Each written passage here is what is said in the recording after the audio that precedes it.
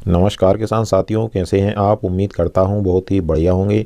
किसान साथियों, आज की वीडियो में हम बात करेंगे गेहूं की फसल में आखिरी पानी कब देना चाहिए। गेहूं की फसल में आखिरी सिंचाई करने का सही समय कौन सा होता है। हमारे 50% किसान भाई क्या करते हैं, गेहूं की फसल पर पूरी मेहनत करते हैं लेकिन आखिरी सिंचाई करते समय गलती कर देते हैं, जिससे हमारे सभी किसान भाइयों की जो मेहनत है वह बर्बाद हो जाती है और उनको गेहूं की फसल से जितना उनकी अपेक्षा उत्पादन लेने की होती है वह उनको नहीं मिल पाता है। तो किसान साथियों, गेहूं की फसल में आखिरी सिंचाई के बारे में वीडियो में पूरी जानकारी अच्छी तरीके से बताएंगे। उससे पहले हमारा आपसे बस एक छोटा सा निवेदन है, जिन किसान भाइयों ने अभी तक हमारे चैनल को सब्सक्राइब नहीं किया हुआ है वह सभी चैनल को सब्सक्राइब कर लें। ज़्यादा से ज़्यादा इस वीडियो को हमारे सभी किसान साथियों के साथ शेयर भी करें और वीडियो को लाइक भी करें।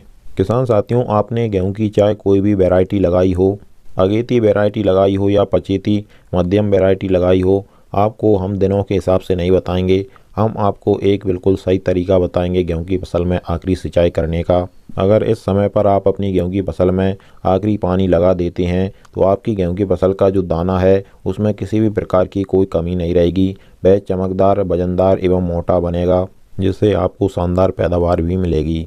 किसान साथियों, आपको सिर्फ एक बात का ध्यान रखना है, जब आपकी गेहूं की फसल में पूरी तरीके से बालियां निकल आती हैं, उसके बाद में बालियों में जो फूल आता है उस समय पर आपको आखिरी सिंचाई गेहूं की फसल में करनी है।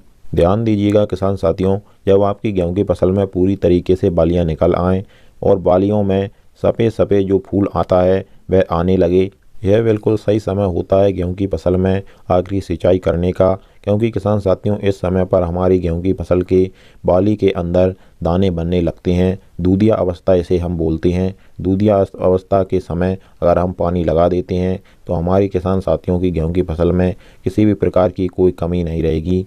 और किसान साथियों, एक और ज़रूरी बात हम आपको बता दें, इस समय पर आप अपनी गेहूं की फसल में किसी भी खाद उर्वरक का प्रयोग ना करें, क्योंकि वह वेस्ट ही जाएगा, उसका कोई फ़ायदा नहीं मिलेगा। इस समय पर हमारी गेहूं की फसल को किसी भी खाद उर्वरक की ज़रूरत नहीं होती है। बालियों के समय हमारे कई किसान भाई NPK 0050 का स्प्रे करते हैं या पोटास का प्रयोग गेहूं की फसल में करते हैं। किसान साथियों, जब गेहूं की फसल में बालियां निकलने की शुरुआती अवस्था होती है उस समय पर पोटास खाद का प्रयोग किया जाता है।